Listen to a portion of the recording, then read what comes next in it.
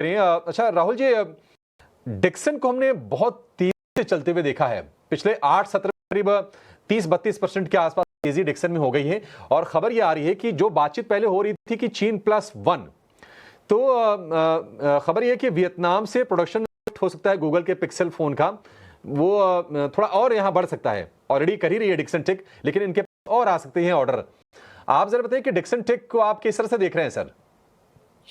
तो मेरे ख्याल से ये सेक्टर जो आप देखें तो मेरे ख्याल से सभी ईएमएस एज अ सेक्टर हम बात करें तो मेरे ख्याल से एंटायर सेक्टर अच्छा लास्ट ईयर था, लेकिन थोड़ी गिरावट के बाद फिर सिलेक्टिवली मेरे ख्याल से ऊपर की तरफ देखें तो एक डिक्सन, और obviously as you rightly pointed out के लास्ट फ्यू सेशंस के अंदर अच्छी खासी बढ़ोतरी भी देखने को मिली है। तो हमें लगता है कि यहाँ से भी 10 से 15% का अपसाइड डिक्सन में मिल सकता है, और ये पूरे सेक्टर के अंदर जो ईएमएस एज अ सेक्टर है तो वो सेक्टर भी आउट परफॉर्म कर सकता है आने वाले दिनों के अंदर, क्योंकि अभी जो हम देख रहे हैं मार्केट्स में तो यहाँ से difference between main versus boys. तो पहले क्या था, पूरा सेक्टर चलता था तो सभी जीतते थे, अभी it will be a stock specific game.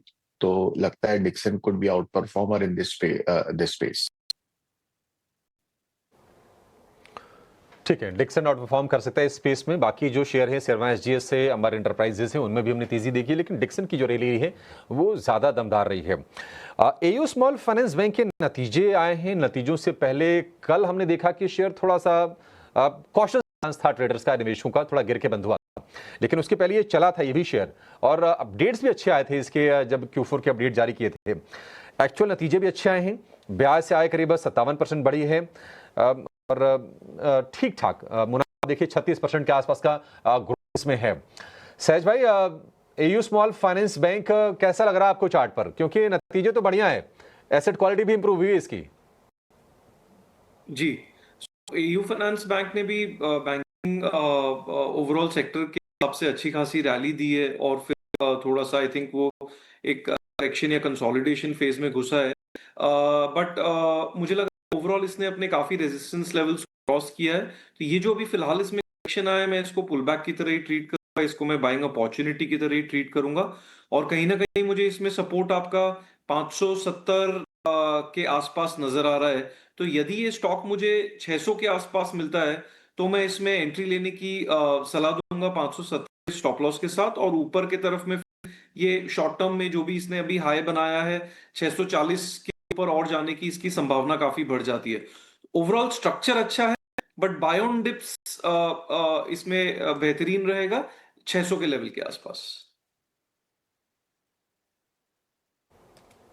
एक फार्मास्यूटिकल कंपनी और भी है ल्यूपिन, जरा उस पर भी एक टेक चाहिए होगा। सहज जरा आप ही देखेंगे ल्यूपिन, इस पे एक टेक दीजिए। तो ल्यूपिन पे क्या करें?